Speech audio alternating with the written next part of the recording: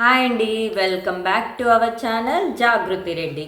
Video ఏంటి అంటే తల్లి పాలు ఎలా మానిపించాలి పిల్లలకి అనేది ఈ వీడియోలో నేను క్లియర్గా ఎక్స్ప్లెయిన్ చేస్తాను. అది ఎన్ని విధాలుగా మానిపించవచ్చు అనేది కూడా నేనైతే చెప్తానన్నమాట. సో మీరు ఈ వీడియోలోకి వెళ్ళే ముందు మీ అందరికి ఒక చిన్న రిక్వెస్ట్ అండి. నా ఛానల్ని మీరు కానీ ఫస్ట్ టైం చూస్తుంటే ప్లీజ్ లైక్ చేసి షేర్ చేసి సబ్స్క్రైబ్ చేసుకోండి. మా ఛానల్లో పిల్లల గురించి మంచి మంచి పిల్లలకు ఉపయోగపడే మంచి టిప్స్, హోమ్ న్యాచురల్ వేలో పిల్లలకి వచ్చే సమస్యల్ని క్లియర్ చేయడం ఎలా అనేది నేనైతే మీకైతే వ్లాగ్స్ ద్వారా పెడతానన్నమాట. సో వీడియోలోకి అయితే ఎంటర్ అయిపోదాము. సో ద మెయిన్ ఉద్దేశం ఏంటంటే పిల్లలకి పాలు మానిపించాలి. సో తల్లిపాలు అమృతం కన్నా గొప్పదే అని అంటారు కదా. సో మరి ఆ తల్లిపాలను ఎందుకు మానిపించాలి అని చాలామందికి డౌట్ ఉంటుంది. తల్లిపాలు మానిపించకపోతే పిల్లలు ఫుడ్ అనేది ఎలా అలవాటు చేసుకుంటారండి? ఎప్పుడు చూసినా తల్లిపాలే తాగుతుంటే పిల్లలకి ఇంకా ఫుడ్ టేస్ట్ అనేది ఎలా తెలుస్తుంది? సో అందుకనేసి మన ట్రెడిషనల్ వేలో ఎప్పటి నుంచో మన అమ్మ వాళ్ళు, మన అమ్మమ్మ వాళ్ళు వీళ్ళందరూ ఆ కాలంలో ఇలా యూజ్ చేసేవాళ్ళు అనమాట. ఏ రకంగా పిల్లలకి పాలు మానిపించే వాళ్ళంటే వేపాకుని బాగా మిక్సీ కొట్టేసి ఆ చేదుని బ్రెస్ట్ దగ్గర అప్లై చేయడం వల్ల పిల్లలు పాలు తాగడానికి వస్తారు కదా. సో ఆ బ్రెస్ట్ దగ్గర అప్లై చేసుకోవడం వల్ల పిల్లలైతే పాలు తాగేటప్పుడు ఆ చేదు తగులుతుంది కాబట్టి వాళ్ళైతే ఆ పాల టేస్ట్ రావట్లేదు, చేదేదో తగులుతుంది అని చెప్పేసి కొద్దిమంది పిల్లలైతే తాగకుండా ఆపేస్తారు. ఇంకొద్దిమంది పిల్లలైతే పాలు తాగాలని వాళ్ళైతే ఆ వేపాకుని తుడిచి మరీ పాలు తాగుతారు. సో అలా వేపాకు వల్ల మానట్లేదు అనిపించేటట్టయితే సో వీడియోలోకి అయితే ఎంటర్ అయిపోదాము. సో ద మెయిన్ ఉద్దేశం ఏంటంటే పిల్లలకి పాలు మానిపించాలి.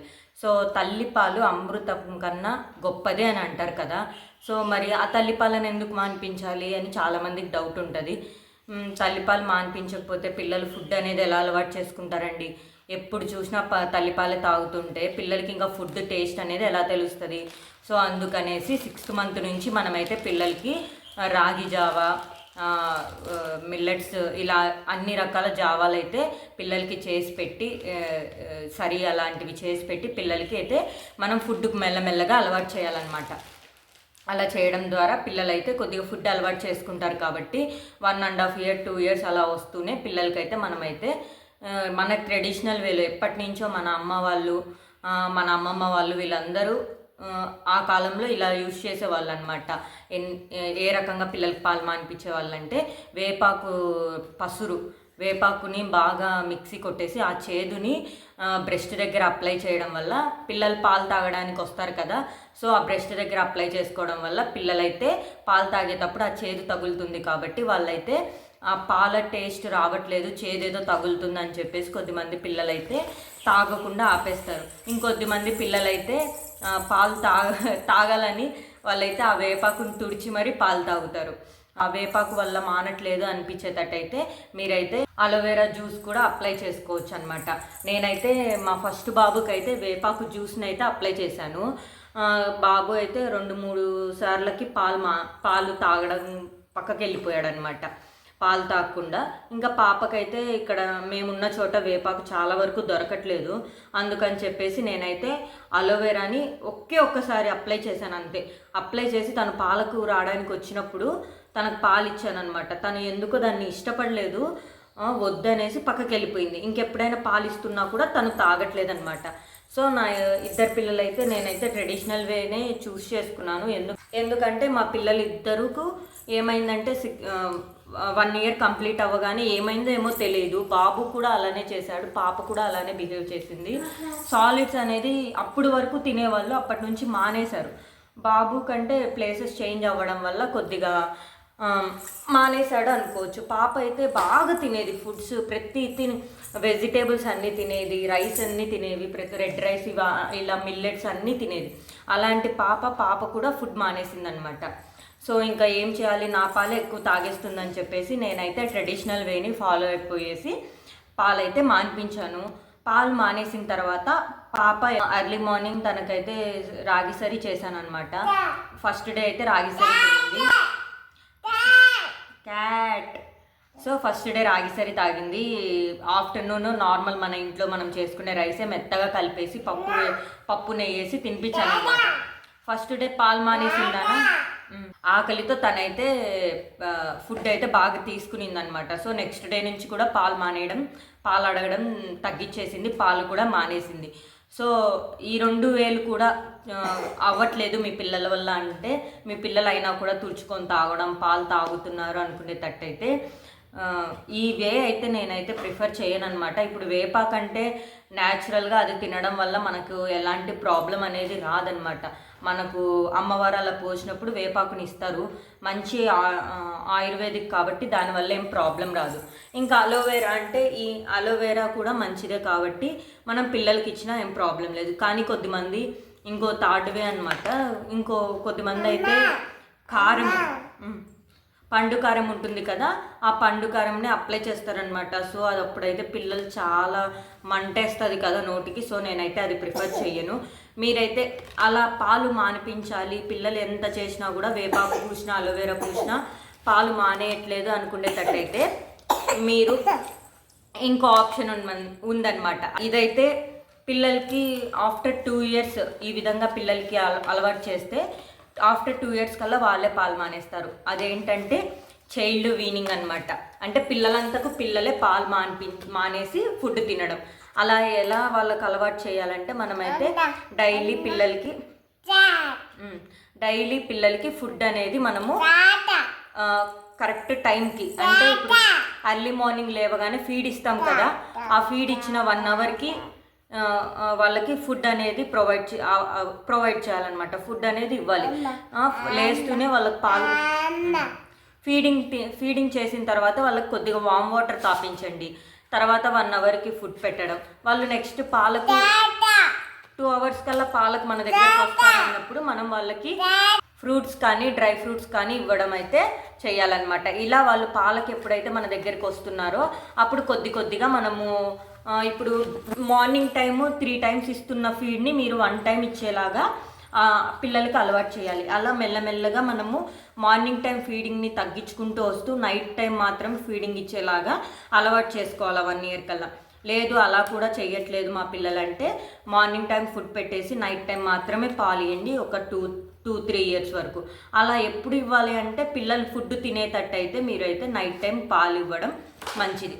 కానీ ఫుడ్ తినట్లేదు, మార్నింగ్ నైట్ పాలు తాగుతున్నారంటే నేనైతే సజెస్ట్ చేస్తాను ఆఫ్టర్ 18 months తర్వాత మీరు పిల్లలకి పాలు మానిపించడమే బెస్ట్. ఎందుకంటే వాళ్ళు వన్స్ తల్లిపాలకు అలవాటు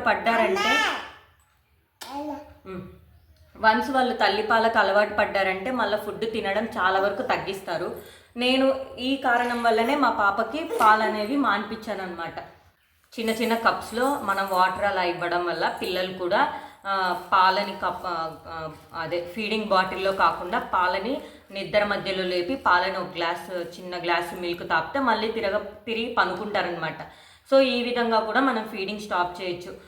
మీరైతే ఫీడింగ్ స్టాప్ చేయాలనుకున్నప్పుడు మాత్రము నేనైతే సజెస్ట్ చేసేది, మీకు హస్బెండ్ వర్క్ చేస్తున్నారు, వాళ్ళు సపోర్ట్ ఇవ్వలేకపోతారు అనుకున్నప్పుడు మీ పేరెంట్స్ దగ్గరికైనా ఇన్లాస్ దగ్గరికైనా వెళ్ళేసి, అదే అమ్మ వాళ్ళ ఇంటికైనా అత్త వాళ్ళ ఇంటికైనా వెళ్ళేసి మీరు వాళ్ళ సపోర్ట్ తీసుకొని పిల్లలకైతే పాలు మానిపించండి.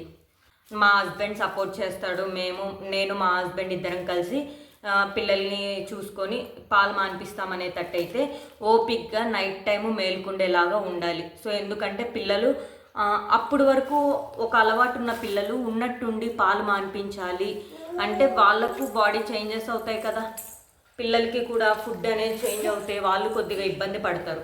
సో మీరైతే మీ హస్బెండ్ సపోర్ట్ కానీ పేరెంట్స్ సపోర్ట్ కానీ ఇన్లాస్ సపోర్ట్ కానీ తీసుకోవాల్సి వస్తుంది ఫీడింగ్ టైంలో.